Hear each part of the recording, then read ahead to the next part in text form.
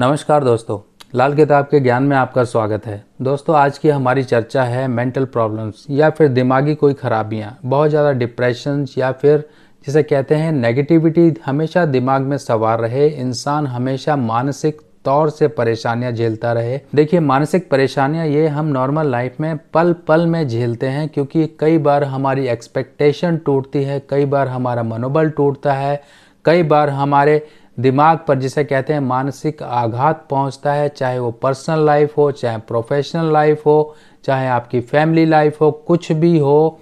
आपका दिमाग 24/7 यही सारी परेशानियां झेलता है, क्योंकि आप सारा काम अपने दिमाग से करते हो। जब भी कुंडली में चंद्रमा खराब हो या फिर चंद्र के घर कहीं से दूषित हो जाएं, तब इस केस में इंसान को समझ लीजिए कई लोग यहाँ तक की नौबत आ जाती है कि वो नशे वगैरह में पड़ जाते हैं, यानी कि उनका दिमाग काम नहीं करता है, दिमाग एक सोचने की काबिलियत उनकी खराब हो चुकी होती है। ऐसे केस में व्यक्ति नशे की तरफ बढ़ जाता है, यानी कि अपने गम भुलाने के लिए वो नशे का सहारा ले लेता है।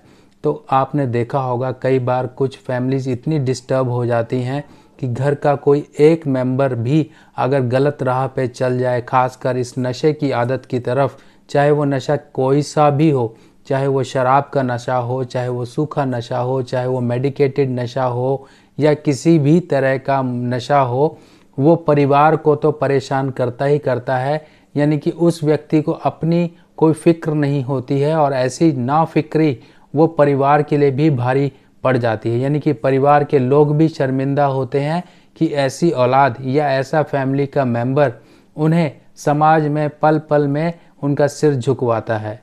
तो सबसे पहले हमें ये समझना है कि ऐसे क्या कारण होते हैं। प्रैक्टिकल अगर हम बात करें, अपनी रोज़मर्रा की ज़िंदगी में बात करें, जो हमें मानसिक आघात पहुंचाते हैं या मानसिक पीड़ाओं का कारण बनते हैं। सबसे पहला कारण होता है प्रोफेशनल लाइफ। अब प्रोफेशनल लाइफ में भी आपने देखा होगा कि बॉस का प्रेशर रहता है या फिर वर्क प्रेशर रहता है। अगर आप कहीं बिजनेस में हैं तब आपको अपनी बिजनेस का प्रेशर रहता है कि पार्टी से पैसा नहीं आया, किसी का पैसा देना है, जो आपका साइकिल है एक पैसे का रोटेशन होता है वो ढंग से नहीं हो पाता है। और इसके अलावा कहीं पर आप जॉब वगैरह में हैं तो आपके कोलीग परेशान करते होंगे या बॉस परेशान करता होगा, या कुछ ना कुछ ऐसी परेशानियां जो आपको एक मानसिक जिसे कहते हैं ना मेंटल स्ट्रेस पैदा करती हैं। और यही जब स्ट्रेस लेवल दिमाग का बढ़ जाता है, जो कि टॉलरेंस पावर से ऊपर हो जाता है, तब इंसान मानसिक रोगी अवस्था में पहुंच जाता है। अब मानसिक रोगी या फिर मानसिक पीड़ाएं या फिर मेंटल प्रॉब्लम्स यानी कि रोज़मर्रा की ज़िंदगी का हिस्सा हैं। इसके अलावा फैमिली लाइफ भी कई बार डिस्टर्ब होती है कि मान लीजिए किसी की फैमिली की लाइफ में हमेशा गृह क्लेश मचा रहता है। इंसान फैक्ट्री से या ऑफिस से या फिर कहीं से भी काम से थका हारा घर पर आया और घर का माहौल ऐसा है कि घर में जरा सी बात में लोग अपने सींग निकाल लेते हैं, यानी कि लड़ने को तैयार हो जाते हैं। कई बार ये गृह क्लेश लोगों के सुसाइड तक की नौबत ले आता है। आपने देखा होगा कि कई बार हस्बैंड वाइफ के बीच में लड़ाई हुई हो और या तो हस्बैंड ने फांसी लगा ली हो या कुछ खा लिया हो, जहरीला तत्व या कुछ भी। तो ये सब चीज़ें नॉर्मल होती हैं, यानी कि इंसान का दिमाग, वही दिमाग जो अच्छे फैसले लेने लायक हुआ करता था, पर एक समय ऐसा आया कि इतनी बड़ी बेवकूफ़ी की कि उसने अपनी ज़िंदगी ही ख़त्म कर ली। ये नहीं समझा कि मेरे जाने के बाद मेरे परिवार का क्या होगा, या मेरे छोटे छोटे बच्चे हैं उनके सिर से बाप या माँ का साया हटने के बाद उनकी ज़िंदगी क्या होगी। और तीसरा फैक्टर ये होता है कि बार बार इंसान फेलियर्स जब लाइफ में महसूस करता है, फेलियर्स के उसे झटके लगते हैं, तब उसका मनोबल टूट जाता है।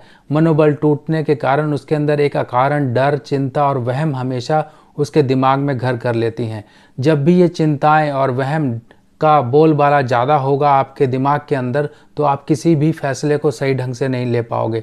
आपका एक मनोबल, एक कॉन्फिडेंस लेवल बहुत डाउन रहेगा, जिस वजह से इंसान हमेशा इन्फीरियरिटी कॉम्प्लेक्स का शिकार भी हो जाता है। कई बार मेंटल ट्रॉमा भी इंसान के लिए एक डिप्रेसिव थॉट्स या फिर डिप्रेसिव टेंडेंसीज को उजागर करते हैं, उनको जन्म देते हैं। जैसे कि मान लीजिए कहीं पर भी अगर हम लव रिलेशंस की बात करें, किसी लड़के या लड़की के बीच में कोई ऐसी बात हो गई कि उनका ब्रेकअप हो गया, यानी कि लड़के की सहेली चली गई तो लड़के ने या तो नशे का सहारा ले लिया, या इतनी ज़्यादा डिप्रेसिव टेंडेंसीज उसके अंदर डेवलप हो गई, डिप्रेशन हो गया, उसे दिमागी परेशानियां हो गई कि ना तो वो अपने अच्छे का, ना तो आगे फ्यूचर का कोई सोचकर, यानी कि दिमाग को हमेशा प्रेशर में रख के एक डिप्रेशन की तरफ उसकी अवस्था बन जाती है। कई बार लड़कियों में भी ऐसे सीन देखने को मिलते हैं कि वो भी डिप्रेशन के शिकार हो गए। घर की परेशानियां अलग, लव लाइफ की परेशानियां अलग, और आगे के जीवन का कुछ पता नहीं। तो ये भी एक कारण होता है इंसान को डिप्रेशन की ओर ले जाने का। और आखिरी कारण की अगर हम बात करें तो वो कारण होता है मेंटल ट्रॉमा या फिर मानसिक आघात। किस तरह के आघात पड़ते हैं? आपके कोई फैमिली का बहुत प्यारा मेंबर किसी तरीके से बीमारी की वजह से या कोई एक्सीडेंट की वजह से या हार्ट अटैक की वजह से इस दुनिया से रुखसत हो गया, तो वो जिससे आप बहुत ज़्यादा प्यार करते थे, चाहे आपका परिवार का कोई भी हो, पर जब वो जाता है तब एक मानसिक बहुत बड़ी पीड़ा कई लोगों को दे जाता है। कई लोग तो अपने आप को संभाल लेते हैं, पर कई लोग इस अवस्था में अपने आप को संभाल नहीं पाते हैं। तो माना कि ये अवस्था ऐसी होती है कि इंसान उसके साथ ही जाना चाहता है, पर एक जो प्रकृति का नियम है उसके अनुसार भी हमको रहना पड़ता है। जो जाने वाला है उसको हम नहीं रोक सकते हैं, पर उसके जाने के बाद उसकी जिम्मेवारियां या उसकी कमी को पूरा करने के लिए हम अपनी तरफ से कुछ मेहनत करके अपने परिवार में कुछ बदलाव ला सकते हैं। अगर हम ये परिवार की सोच अपने दिमाग में रखें तो हम बहुत सी बड़ी मुश्किलें जो कि हमारे दिमाग लेवल पर आने वाली हैं उनसे हम अपना बचाव कर सकते हैं और समय रहते ही अपने कदमों को डगमगाने से बच सकते हैं। तो ये एक कारण होता है। अब हम बात करते हैं ज्योतिषीय कारण। देखिए ज्योतिषीय कारण क्या होते हैं, यानी कि एस्ट्रोलॉजिकल फैक्टर्स। देखिए लाल किताब में बहुत सारे योग हैं। अगर हम लाल किताब की बात करें तो लाल किताब में आपको सीधी सीधी कोई बात नहीं मिलेगी। सीधी सीधी बात इसलिए नहीं मिलती है क्योंकि यहाँ पर सारी बातें की जाती हैं योग, यानी कि एक प्लेनेट अगर किसी घर में है तो दूसरा प्लेनेट अगर उस घर में है, या कोई ग्रह तीसरे घर में है, कोई फला फला घर में अगर कोई ग्रह है, तब इस केस में हर एक ग्रह की प्रवृत्ति बदल जाती है, यानी कि टेंडेंसी या नेचर हर एक प्लेनेट की बदल जाती है। तो इसी तरीके से अगर मान लीजिए आपकी कुंडली में चंद्रमा, आप चंद्रमा को हम समझें, चंद्रमा क्यों आपके मन से रिप्रेजेंट करता है, सबसे पहले ये समझिए। देखिए चंद्र जैसे कि समय समय पर घटता और बढ़ता रहता है, और हमारा दिमाग या हमारी सोच, हमारा मन, ये सब चंद्र से कनेक्टेड हैं। यानी कि आप पल में ही खुश होंगे और पल में ही नाराज़ होंगे, पल में ही डिप्रेस होंगे, या पल में ही आप उलझे हुए होंगे। ये सब चंद्रमा के कारण होता है, क्योंकि चंद्र की इतनी शक्ति है, इतनी तीव्रता है कि वो समय समय पर आपके मन में उठान या ढलान लेकर आता रहता है। जैसा कि आपने देखा होगा कि जैसे जैसे चंद्रमा की शक्ति बढ़ती है, जैसे जैसे चंद्रमा का तेज बढ़ता है, वैसे वैसे सागर में ज्वार भाटाओं का भी उठना शुरू हो जाता है। तो ये एक साइंटिफिक रीज़न भी है, यानी कि दिमागी परेशानियां या दिमागी उथल पुथल को लेके, क्योंकि चंद्रमा पानी से संबंध रखता है और हमारे शरीर में 70% पानी है। अब ये पानी कहीं ना कहीं तो किसी न किसी ग्रह से संबंध रखेगा, तो वो है चंद्रमा। अगर चंद्रमा ही आपकी कुंडली में कहीं पर क्षीण अवस्था का, यानी कि खराब अवस्था का है या कमज़ोर अवस्था का है, तो आपकी सोच, आपका मन, आपका पूरा आंतरिक सोच विचार, ये सब चंद्रमा के कारण खराब हो सकता है या चंद्रमा के कारण दूषित हो सकता है। यानी कि अब कॉन्फिडेंस लेवल की बात करें, आपके सोचने की बात करें, आप बुरी परिस्थितियों से लड़ने की बात करें, ये सब कहीं ना कहीं प्रभावित होती हैं। अगर चंद्रमा खराब है तब ऐसे लोग कहीं ना कहीं नशे के शिकार हो जाते हैं। कई बार दूसरों से बेवकूफ़ भी बनाए जाते हैं। सामने वाला भोला बनकर आपसे फ़ायदा ले लेगा। आप उस समय सही गणित का इस्तेमाल ना करके उसकी बातों में आ सकते हैं, यानी कि अपने विवेक और बुद्धि का सही ढंग से इस्तेमाल ना करके आप दिल से जो भी है डिसीजंस लेते हैं, और वो लिए गए दिल से डिसीजन आपके लिए मुसीबतें खड़ी करते हैं। आप अपनी मुसीबतें कई बार अपने हाथों से खड़ी कर लेते हैं और बाद में उनकी भरपाई करते रहते हैं। जैसे कि किसी आपके फ्रेंड ने या नोन पर्सन ने आपके सामने आया और बड़ी दुखी अवस्था में आया कि अब मुझे आपसे बहुत मदद की ज़रूरत है, चाहे उसकी अगर हम बैकग्राउंड देखें, चाहे तो वो पैसा आपसे नशा पूरा करने के लिए मांग रहा हो, शराब पीने के लिए मांग रहा हो, या किसी को देने के लिए मांग रहा हो, या फिर आपसे आपको बेवकूफ़ बनाकर पैसा ऐंठना चाहता है। आप इस चीज़ को नहीं पहचान पाओगे, क्योंकि आपका जो दिल है वो इतना नरम है कि सामने वाले की कही गई बातों पर बेमतलब में आप यकीन कर लो। बड़ी फट से आप उसकी बातों में यकीन करके अपनी जेब में हाथ डालोगे, बता कितने पैसे चाहिए, ले जा। बाद में तुम उसके पीछे फ़ोन करते रहो, उसके पीछे बात करते रहो कि भैया मेरे पैसे तो दे जा। 4 दिन, 5 दिन, 10 दिन, महीना बात करोगे, एक दिन ऐसा आएगा कि आपका उसी के साथ ही बैर विरोध शुरू हो जाएगा, उसी के साथ ही लड़ाई हो जाएगी। और आपने तो एक भले इंसान बन के उसकी मदद की थी, पर एक समय ऐसा आएगा कि आपका वही दुश्मन बन जाएगा, आपके लिए 4 दुश्मन और खड़े कर देगा, क्योंकि वो पैसा देना नहीं चाहता और आप पैसा छोड़ना नहीं चाहते। और इसके अलावा आपके मन में हमेशा एक कसक बनी रहेगी कि मुझे कोई बेवकूफ़ बना के चला गया, मैं ऐसे कैसे बेवकूफ़ बन सकता हूँ, मेरे साथ क्यों धोखा किया गया। अब ये चीज़ें भी आपके दिमाग में कई बार गलत एक इम्प्रेशन डालती हैं, गलत एक प्रेशर क्रिएट करती हैं। यानी कि आपने अपने लिए खुद से गलती की और खुद से अपने लिए मुसीबतें क्रिएट की। चंद्रमा सही नहीं है, ऑल ओवर चीज़ों को फैक्टर अगर आप जोड़ कर देखें तो यहाँ पर हमारी सोच विचार, हमारी डेली लोगों से एक इंटरेक्शन, सब चीज़ों पर चंद्रमा से ही कंट्रोल होता है। अब चंद्र की बात करें, चंद्र अगर मान लीजिए आपकी कुंडली में ख़राब है तो उसके लक्षण क्या होते हैं। लक्षण तो जैसे कि मैं अपनी पुरानी वीडियोस में बता चुका हूँ, फिर भी आपको मेन लक्षण बताता हूँ। सबसे पहले तो आपकी इम्यून पावर जो होती है वो कमज़ोर होगी, यानी कि आपको सर्दी जुकाम नज़ला ये बहुत जल्दी होगा। आपको छाती के रोग हो सकते हैं, आपके शरीर में कहीं पर वाटर रिटेंशन हो सकती है, यानी कि जलोदर या फिर पानी का कहीं पे जमा हो जाना। कई बार ब्लड प्रेशर की भी शिकायत देखने को मिलती है और ऐसे लोगों को डिहाइड्रेशन या फिर पानी में डूबने से मृत्यु भी होती है। कई लोगों को आपने देखा होगा निमोनिया हो जाता है या छाती की प्रॉब्लम जैसे कि टीबी वगैरह हो जाती है, या फिर उनके फेफड़ों में पानी भर जाता है, लंग्स में पानी भर जाता है। तब इस केस में भी चंद्र की ही अवस्था हमने देखनी होती है कि क्योंकि चंद्र खाना नंबर 4 का मालिक है और खाना नंबर 4 का मालिक ही जब खराब हो जाएगा तो उसका घर जो कि छाती का हिस्सा दर्शाता है वो भी कमज़ोर होगा। लोगों की दिल की धड़कन बढ़ना, कम ज़्यादा होना या फिर मन घबराना, एक जगह अपना ध्यान केंद्रित ना कर पाना, एजुकेशन में प्रॉब्लम होना, माता की सेहत में परेशानियां होना, पैसे का ना जुड़ना, क्योंकि पैसा डेली इनकम चंद्रमा से देखी जाती है। तो चंद्रमा खराब होने के कारण बहुत सारे लक्षण आते हैं। तो इन लक्षणों के अलावा हम जो बात कर रहे हैं वो बात है एक दिमागी टेंशन या फिर दिमागी खराबियाँ। चलिए अब कुंडली के अनुसार समझ लेते हैं कि कुंडली में हम कैसे पहचानें कि जब चंद्रमा खराब हो या उसके खराब होने के कारण क्या हो जाते हैं, वो समझते हैं। तो सबसे पहले हम समझते हैं पूरी कुंडली के 12 खाने हैं और ये 12 खाने इसी तरीके से आप देखोगे, कोई भी ग्रह कोई भी खाने में बैठा हो, मान लीजिए खाना यहाँ पर बैठा है तो खाना नंबर 7 ही गिनेंगे, यहाँ बैठा है तो खाना नंबर 4 ही गिनेंगे। तो इसी तरीके से आपने देखना है। अब चंद्र केतु, चंद्र शनि, चंद्र राहु, चंद्र बुध, चंद्र शुक्र, ये युतियाँ या फिर इनका आपस में संबंध, चंद्रमा का कभी भी इनके साथ संबंध कहीं पर भी कुंडली में बनता हो तो ये समझ लीजिए कि चंद्र कहीं ना कहीं से आपकी कुंडली में खराब है। अगर चंद्र का खाना नंबर 4 अगर यहाँ पर राहु आ जाए, केतु आ जाए या बुध आ जाए या शुक्र आ जाए, तब भी यहाँ पर चंद्र खराब हो जाता है। और यहाँ तक कि अगर चंद्र खाना नंबर 6 में हो और बुध खाना नंबर 4 में हो तो ऐसे व्यक्ति डिप्रेशन का शिकार हो जाते हैं। यहाँ तक कि देखने को आता है कि ऐसे लोग सुसाइड तक अटेम्प्ट करते हैं या सुसाइडल टेंडेंसीज उनके अंदर बहुत ज़्यादा हो जाती हैं। खाना नंबर 6 में जाने की वजह से चंद्र भी दूषित हो जाता है, चंद्र भी खराब हो जाता है। और जब भी कुंडली में कहीं पर भी चंद्र राहु, चंद्र केतु या चंद्र शनि का योग बन जाता है तब चंद्र आपका खराब माना जाएगा।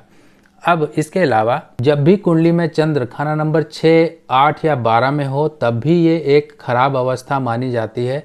और जो लोग नशे वगैरह में पड़ जाते हैं वो समझिए कैसे पड़ते हैं। जब भी बुध खाना नंबर 4 का होगा या शुक्र खाना नंबर 2 का होगा या फिर चंद्रमा खाना नंबर 6 और बुध खाना नंबर 4 होगा या फिर चंद्र और बुध का आपस में कहीं से कनेक्शन होगा दृष्टि संबंध से, तब भी ऐसे व्यक्ति को नशे की आदत पड़ जाती है या फिर दिमागी खराबियां पड़ जाती हैं।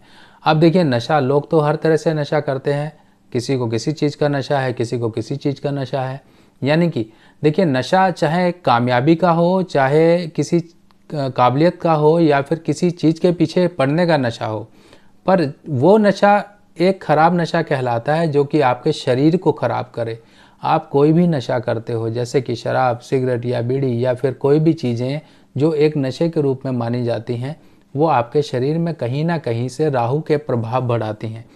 समझिए, अब राहु या धुआं, कई बार लोगों ने मुझे कमेंट किया कि हम घर में हवन कराते हैं, धूप बत्ती या जोत बत्ती करते हैं, तो वो जो धुआं निकलता है क्या वो भी राहु माना जाएगा? नहीं। देखिए, इसके पीछे लॉजिक समझिए।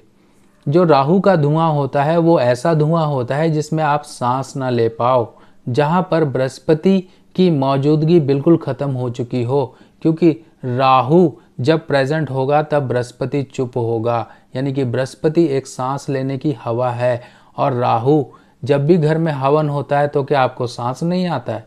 सांस आता है।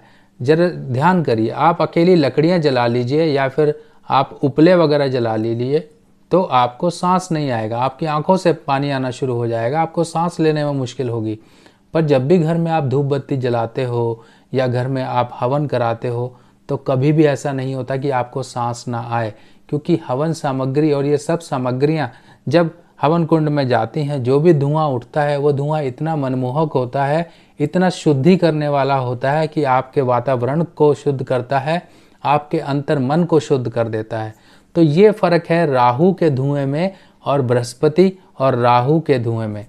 तो जब भी बृहस्पति का फल मजबूत होगा तो आपको सांस लेने लायक हवा मिलेगी, सांस लेने लायक आपके वो धुआं और सुगंधित धुआं होगा।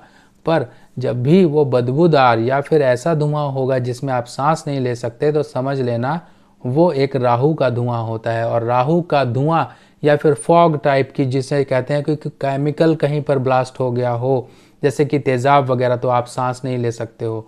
तो बहुत सारे एक एग्जाम्पल्स हैं, बस सिंपल सा आपको यही समझना है कि जहाँ पर सांस ले सकते हो वो धुआं आपके लिए अच्छा है, और जहाँ पर सांस नहीं ले सकते वो धुआं आपके लिए ख़राब है। तभी राहु खाना नंबर 7 के लिए ये कहा जाता है कि अपने घर के आंगन में आप अंगीठी जला के धुआं वगैरह मत करें।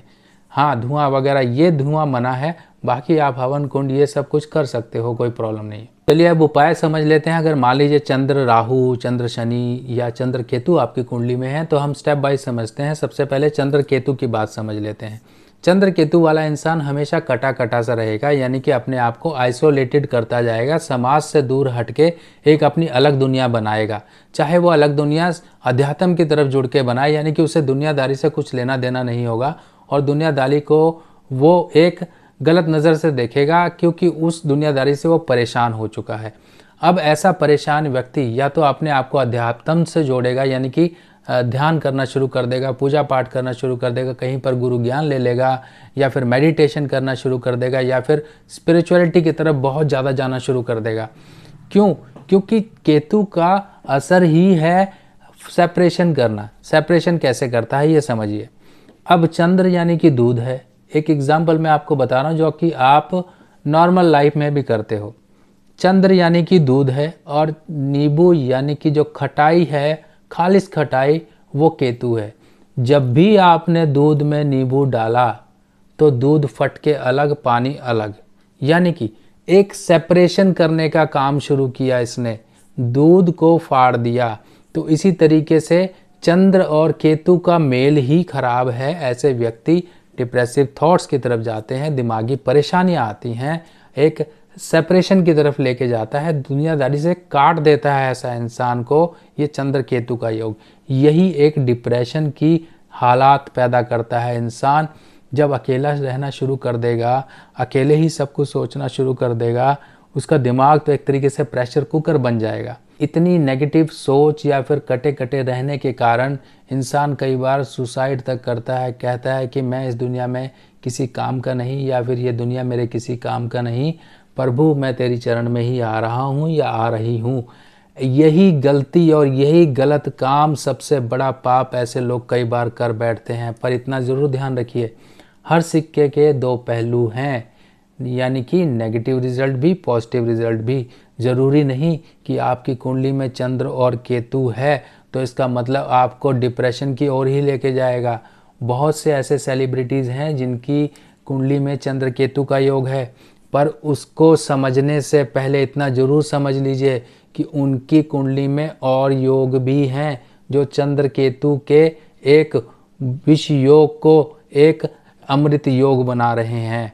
तो हर एक इतना लक्की नहीं होता, ये भी बात का ध्यान रखिए। जब लक्की नहीं होता है तो ऐसे लोगों को ही चंद्र केतु की युति खराब कर जाती है और वही परेशानी का कारण बनती है।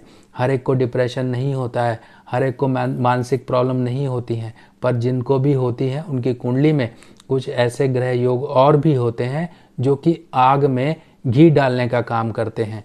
तो जब भी आपकी कुंडली में ऐसा चंद्र केतु का योग है और आपको इससे संबंधित प्रॉब्लम आ रही है, चंद्र केतु यानी कि पेशाब की दिक्कत, हड्डियों की दिक्कत, दिमागी परेशानियां, आपकी माता की प्रॉब्लम, आपकी मेंटल स्टेबिलिटी कहीं डिस्टर्ब हो रही है, पैसों की दिक्कत आ रही है, घुटनों में या घुटनों से नीचे की कहीं पर दिक्कत आ रही है, तब आपको सिंपल एक रेमेडी बताता हूँ।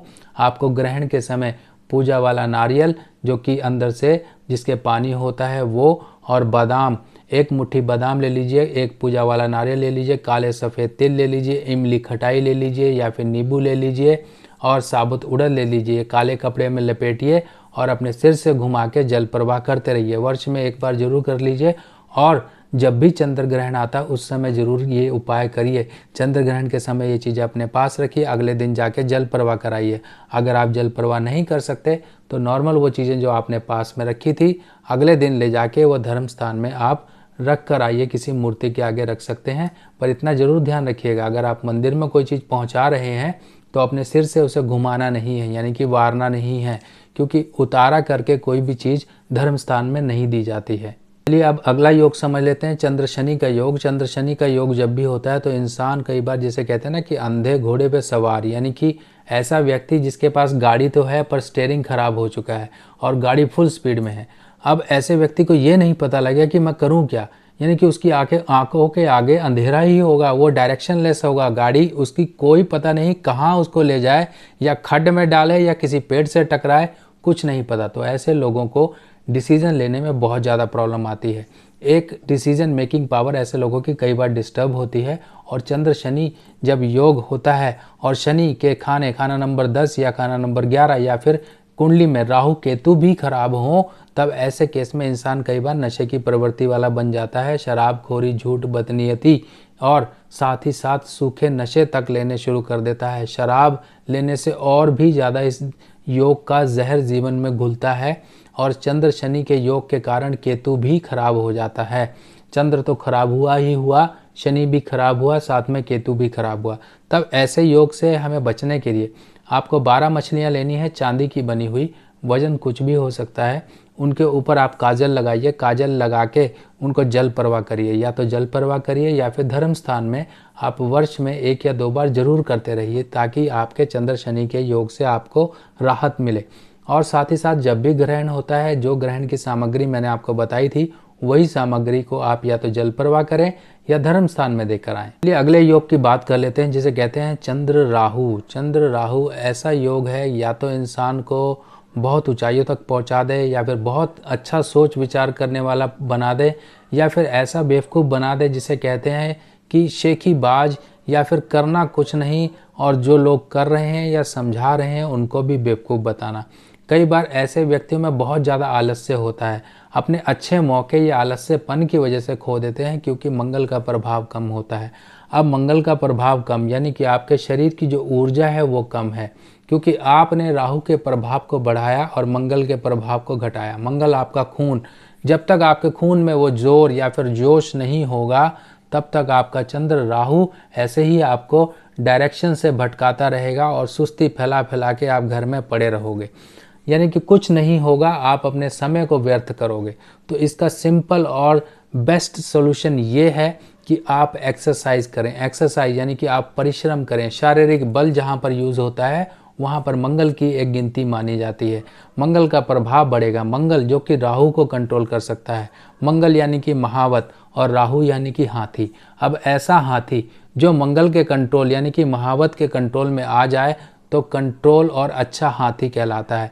पर एक हाथी जिसका महावत ही नहीं है और ऐसा हाथी जो कि बिगड़ा हुआ है, तो वो जाके पूरे के पूरे गांव या तो आपकी फसल को वो नष्ट करेगा। तो ऐसे हाथी को अपने जीवन में कहीं पर भी विध्वंस ना मचाने दें, आपके जीवन की जो लहलहाती फसल है उसको खराब ना होने दें। तो मंगल के असर को जागृत रखें। मंगल के असर को जागृत रखने के लिए आपको सौंफ का सेवन जरूर करना है। सौंफ का सेवन करते रहेंगे तो आपका एक मंगल का असर जरूर आपके साथ शामिल होगा। और एक्सरसाइज करिए, जॉगिंग करिए, या आपके शारीरिक जितनी परिश्रम या फिर जितना आप कर सकते हैं उतना ज़रूर एक्सरसाइज करते रहिए, ताकि आपके एक मंगल का प्रभाव जागृत रहे। तो दोस्तों ये एक छोटे छोटे उपाय, बाकी चीज़ें हैं।